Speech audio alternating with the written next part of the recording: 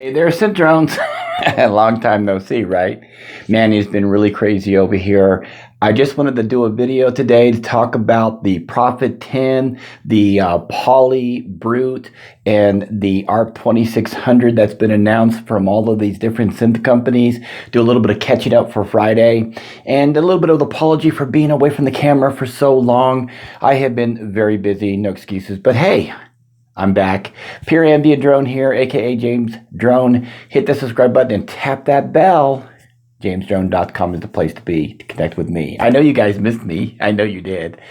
The funny thing about channels is that there are so many of us out there talking about synthesizers and telling everybody what they should get and what they shouldn't get. But I've never felt like I have been an authority on synthesizers for anybody else. In other words, I don't want to make your choices for you. I just want to tell you about my choices and what works for me. With that being said, I have chosen to downsize my studio a great deal. I was up to so many synthesizers that it was becoming a nuisance to me. Now, I've been working on new music. It should be out October 9th if everything goes right with CD Baby. It is called Relaxing Music for Sleep. And this has been such a trying time for me. So let's play a little bit of catch up real quick. So we did have a murder in our family. Somebody was murdered. It was my wife's nephew.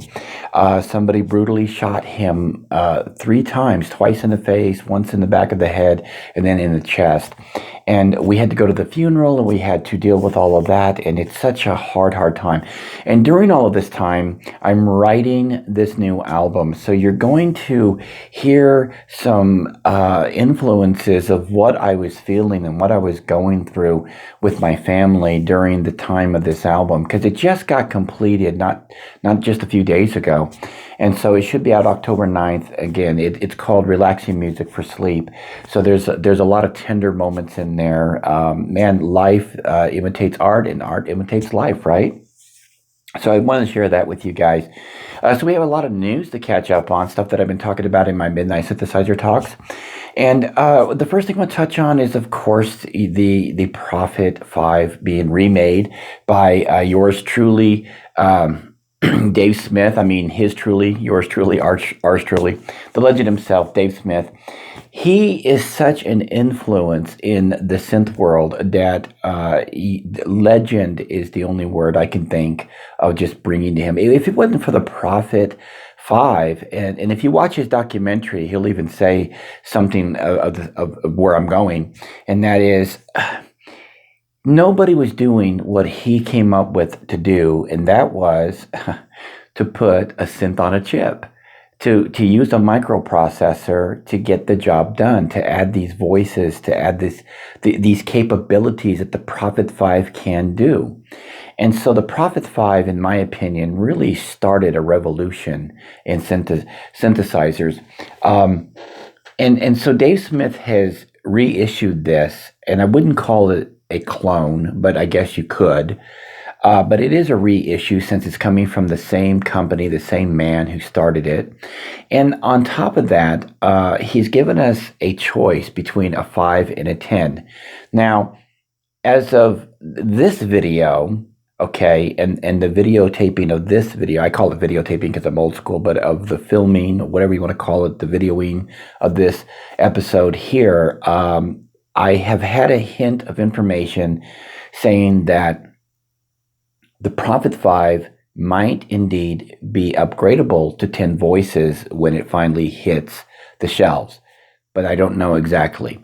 Now, tonight, I'm going to be doing a full segment in Midnight Synthesizer Talk pertaining just to the Prophet 10, and that was filmed at midnight last night. And it's very, very enthusiastic filled episode, if you will. I was really excited when I did that episode, and at that time I had no clue whether or not that there was going to be an upgradable option for the Prophet 5, but it looks like from talking with some people that may be a possibility, but I don't know yet. So the Prophet 5 is coming out in two flavors, a 5 and a 10. And so why is that important that it could be upgradable? Well, I know a lot of people in the synth world, and some of them are like, man, I want a Prophet 5, but I want it, I want it with 10 voices, but I want it to say Prophet 5 on the front with that little decal. And that's important to some people, that they have the authentic look and feel of a Prophet 5. But, in my opinion, to have something old school brought into the 21st century and have Prophet 10 on it, to me, that's kind of legendary as well, and exciting and different and new and unique as well. So I'm kind of torn between the two. I do like the word Prophet 5 because it has become so I guess the word Prophet 5 has become legendary itself in the minds of synth users like you and I. So going forward, and I mentioned some of this stuff I'm going to be talking about in depth tonight, but I don't think Dave Smith is finished yet.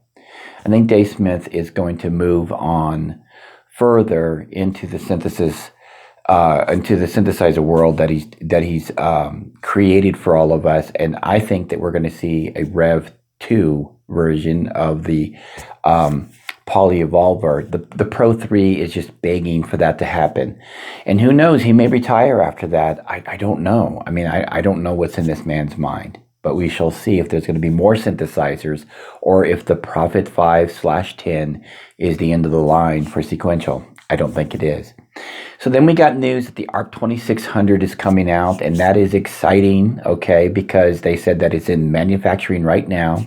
When we will see it on the shelves, I don't know. They talked about a Pro 800, Behringer did, and the Pro 800 is going to be available January of 2021.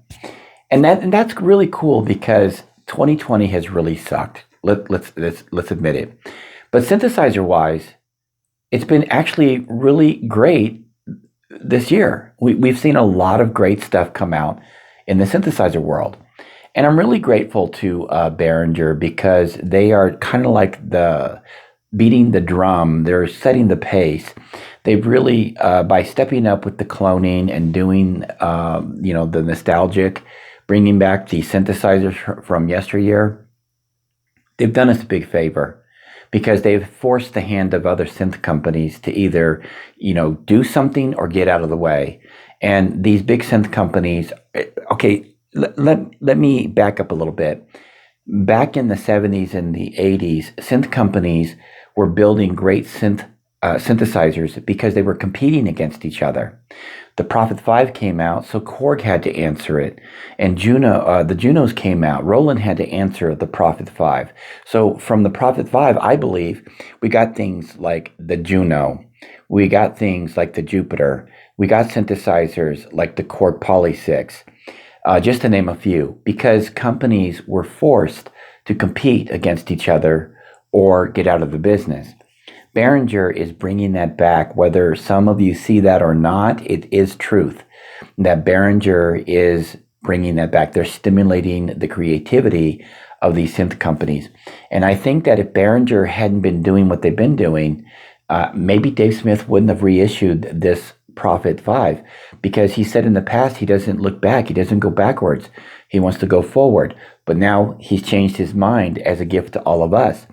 And I think that really we should not overlook the Behringer factor in that had something to do with his decision making. Because if he didn't do it, more than likely they would have. And they also recognized by Behringer doing this how much people love the old gear. So Behringer brought something forward into the eyes of these other synth companies, including Korg, who did their own take on the ARP 2600, which is in the thousands of dollars. You can't even get it anymore, right? Now they're going to make a smaller version of it, and that's good news, but it's still going to be probably, more than likely, a lot more money than what Behringer is going to be offering it for. And it just depends on whether or not you trust Behringer branding over Korg. All right. I've had just about I've had lots of synths in my studio, and I can't say that there's one brand better than the next. I can just tell you that some synthesizers seem to be built better than others, but not necessarily because of the company, just because of the model. Okay, so what else? The Pro 800. I mentioned this again tonight, but the Pro 800 is really a take on the Pro 600, which is a sequential synth. Not the Pro 600. I misspoke. The Prophet 600, which of course is a sequential circuits synthesizer. That's going to be coming out. The Pro 800 is, and to me, that's Behringer's answer early to the Prophet 5. They're going to have an 8 polyphonic synth. So they kind of met the Prophet 5 in the middle. So instead of having 10 voices or 5 voices, they got 8. They met us in the middle. They could have stopped at 6, right? But they went to 8, and they're doing a Prophet 600 remake in a module form, and they say it's going to be it's going to be around $600. So that's Behringer's answer to the Prophet 5 right now. We'll see in the future what Behringer pulls out, if ever. Maybe a Jupiter clone too. I mean, I've been mentioning that a lot too. Polybrute. I was really excited about the Polybrute because it sounds so unique and so different. But the more time goes by, my thoughts on it are changing because I've had more time to think about it and listening to the demos. I think 6 notes is not enough for the price. And that's just my opinion. I could totally be wrong because there's so much more going on than just the voicing. But if they would have added 8 to 10 voices at $24.99, and that's just the retail value, I think on the Arteria website they're actually asking $28.99. And so that's a lot of money for a 6 voice, but other companies have done it, all right? But Arteria is not established as well as some other companies are. Now, I have a Korg Prologue, and it's a 16 voice, and when it first came out, I paid about $19.99, about $2,000 for it, for 16 voices. Korg could have asked for more money. I don't think they would have gotten it, but they would have, but in smaller quantities. But I think they did the right thing by going sub 2K. I think Arteria needs to drop their prices down to at least $19.99 to be competitive. Why they chose $24.99 as the standard, I don't know at this point. But my advice, and what do I know? I mean, I'm not one of these big synthesizer, executives for marketing. But in my advice, Arteria should lower their price to compete with some of the other synthesizers that you can get that are polyphonic out there on the market. So yeah, we're in October. I wanted to touch base with all of you guys here today. I missed all of you. Sorry I've been away. There's been a lot going on. I'm not trying to make excuses, but man, it has been really crazy over here.